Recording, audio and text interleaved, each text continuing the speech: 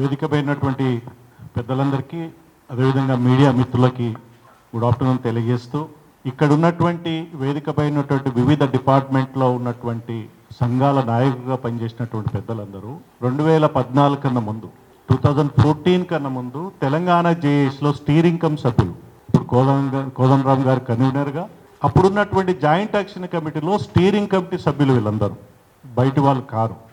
అప్పట్లో ఆ జేఏసీలో TRS party ఉంది, బీజేపీ పార్టీ ఉంది, కాంగ్రెస్ పార్టీ ఉంది, న్యూ డెమోక్రసీ పార్టీ ఉంది, కొంతకాలం టీడీపీ పార్టీ కూడా ఉంది. అది పొలిటికల్ జేఏసీగా మేము ఏర్పాటు చేసుకున్నటువంటి జేఏసీ, అది పొలిటికల్ జేఏసీగా లక్ష్యం, ఏకైక లక్ష్యం తెలంగాణ రాష్ట్రం సిద్ధించిన తర్వాత 2014 ఫిబ్రవరిలో బిల్లు పాస్ అయిన తర్వాత మాలాంటి వాళ్ళని కూర్చొని ఈ జేఏసీని కొనసాగిస్తే బాగుంటుందని ఒక అభిప్రాయం ఉండే. ఎందుకు అంటే రాష్ట్రాన్ని సాధించినాక కూడా పునర్నిర్మాణం కూడా ఇది వాచ్ డాగ్ లాగా జాయింట్ యాక్షన్ కమిటీ ఉండాలని అప్పట్లో మేము కోరుకున్నాం. కానీ వివిధ కారణాల ద్వారా ఎన్నికలు వచ్చినాయి. ఎన్నికల తర్వాత వివిధ పార్టీలలో పోటీ చేశారు మా జాయింట్ యాక్షన్ కమిటీలో ఉన్నటువంటి స్టీరింగ్ కమిటీ సభ్యులు. అది కార్యరూపం దాల్చలే. దాదాపు దశాబ్ద కాలం తర్వాత మళ్ళీ ఇప్పుడు మేము జేఏసీ అని పునర్జీవం చేసుకోవట్లేదు, కానీ ఆ పేరు జాయింట్ యాక్షన్ కమిటీ పెట్టుకోవడం లేదు. కానీ ఇది తెలంగాణ ఎంప్లాయీస్ కోఆర్డినేషన్ కమిటీగా ఎంప్లాయీస్, టీచర్సు, వర్కర్సు, అది ఆర్టీసీ వర్కర్స్ కావచ్చు, సింగరేణి వర్కర్స్ కావచ్చు, ఎలక్ట్రిసిటీ ఎంప్లాయీస్ కావచ్చు, పెన్షనర్స్ కావచ్చు, అందరికీ ఒక వాయిస్ లాగా ఉండాలి అని ఒక లక్ష్యంతో ఇవాళ Telangana employees coordination committee, pensioner coordination committee దీన్ని రివైవ్ చేసుకున్నాం. ఆ రోజు ఉన్నటువంటి జాయింట్ యాక్షన్ కమిటీ ఇది ఇంకొక రూపం అంతే తప్ప జేఏసీ పేరుని మేము వాడుకోవడం లేదు. నెంబర్ 1. నెంబర్ 2 ఏంటంటే ఇంతకుముందు పెద్దలందరూ చెప్పినట్టుగా ఇది ఏ రాజకీయ పార్టీకి సంబంధించినటువంటి వేదిక కాదు. దయచేసి వివిధ రాజకీయ పార్టీలో ఉండొచ్చు. ఇప్పుడు నేను బీజేపీలో ఉన్నాను, నాతో పాటు ఆదినారాయణ రెడ్డి గారు, వెంకటరెడ్డి గారు బీజేపీలో ఉన్నారు. మా మిత్రులు కొంతమంది కాంగ్రెస్లో ఉన్నారు. మా స్వామి గౌడ్ అన్న, శ్రీనివాస్ గౌడ్ అన్న, దేవిప్రసాద్ అన్న, మిగతా మిత్రులు బీఆర్ఎస్లో ఉండొచ్చు. పార్టీలు వేరు, ఎవరి పార్టీలో వాళ్ళ లక్ష్యాలతో ఉండొచ్చు.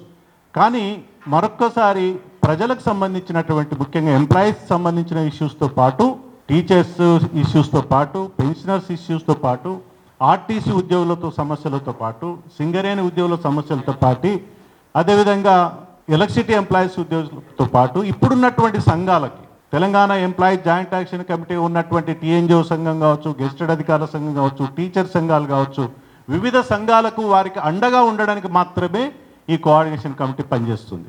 వారికి సలహాలు సూచనలు ఇస్తూనే, వారు చేస్తున్నట్టు పోరాటానికి నైతిక మద్దతు ఇస్తూనే, వారు మాట్లాడలేని అంశాలు కొన్ని పరిమితులు ఉంటాయి కాబట్టి వాళ్ళ సర్వీస్ ఆర్గనైజేషన్స్కి వారు మాట్లాడలేని విషయాలు మా తరపున మాట్లాడాల్సిన ఒక అవసరం ఉంటుందన్న ఉద్దేశంతో ఈ తెలంగాణ ఎంప్లాయీస్ కోఆర్డినేషన్ కమిటీ ఏర్పడ్డాం.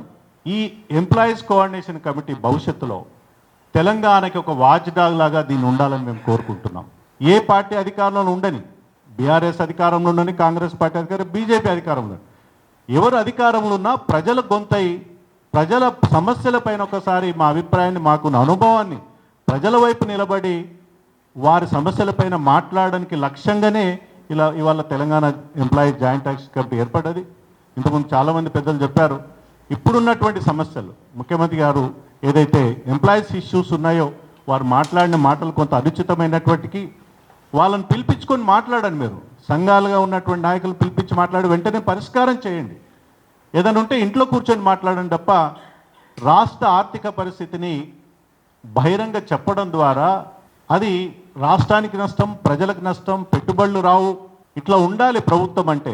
నా వల్ల కాదు అని చేతి ఓపెన్ చేసి చూపిస్తే అది చాలా తీవ్రమైన నష్టం ప్రజానీకానికి ఉంటుంది. కాబట్టి దయచేసి అట్లాంటి మాటలు మాట్లాడకుండా ఎంప్లాయీస్ న్యాయమైనటువంటి డిమాండ్లను వెంటనే పరిష్కరించాల్సిందిగా విజ్ఞప్తి చేస్తాం. 3 లక్షల మంది పెన్షనర్లు ఇవాళ ఇప్పుడు జూన్ వస్తే ఇంకొక డిఏ, 6 డిఏలు. భారతదేశంలో ఎక్కడ కూడా ఇన్ని డిఏలు పెండింగ్లో లేవు. టీఆర్సీ అయితే జూలై 23 నుంచి రావాల్సిన అవసరం ఉంది. ఈ జూలై వస్తే 2 సంవత్సరాలు అవుతుంది. హెల్త్ కార్డులు అనేటువంటివి ఎక్కడ కూడా నడవనటువంటి పరిస్థితి. పెన్షనర్ల పరిస్థితి తెలంగాణలో అగమ్య గోచరంగా తయారైంది అనేటువంటి విషయాన్ని కూడా మేము ఈ సందర్భంగా గుర్తు చేస్తూ ఉన్నాం. కాబట్టి ఇటువంటి సందర్భంలో ప్రభుత్వం మాట్లాడినటువంటి మాటలకి మేము తీవ్రంగా నిరసిస్తూ ఉన్నాం.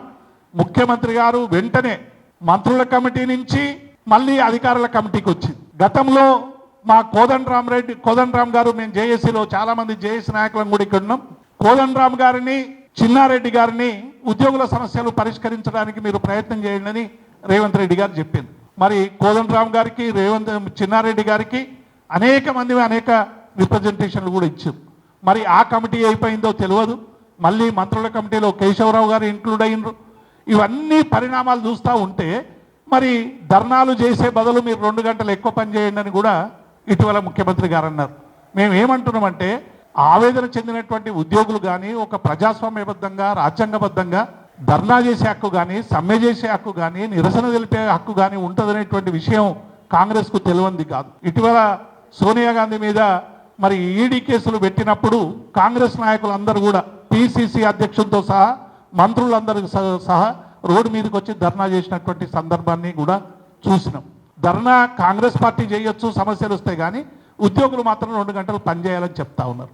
ఇది ఏ ద్వంద్వ వైఖరి అనేటువంటి విషయాన్ని మేము ఈ సందర్భంగా గుర్తు చేస్తూ ఈ ప్రభుత్వాన్ని, ఈ డిమాండ్లన్నీ కూడా ఏవైతే ఫైనాన్షియల్ డిమాండ్స్ మేము నాన్చివేత చేస్తాం, పెన్షనర్లకు ఇప్పుడు డిఏ ఇవ్వకున్నా పర్వాలేదు, ఏది ఇవ్వకున్నా పర్వాలేదు, నాన్ ఫైనాన్షియల్ మాత్రమే ముందు పెట్టండి అనేటువంటి వ్యాఖ్యలు కూడా సరైనవి కావనేటువంటి విషయాన్ని మేము ఈ సందర్భంగా గుర్తు చేస్తూ ఈ ప్రెస్ మీట్లో పాల్గొంటున్నటువంటి మిత్రులకు అందరికీ కూడా పేరు పేరున మరొకసారి స్వాగతం, కృతజ్ఞతలు తెలియజేస్తూ ఇప్పుడు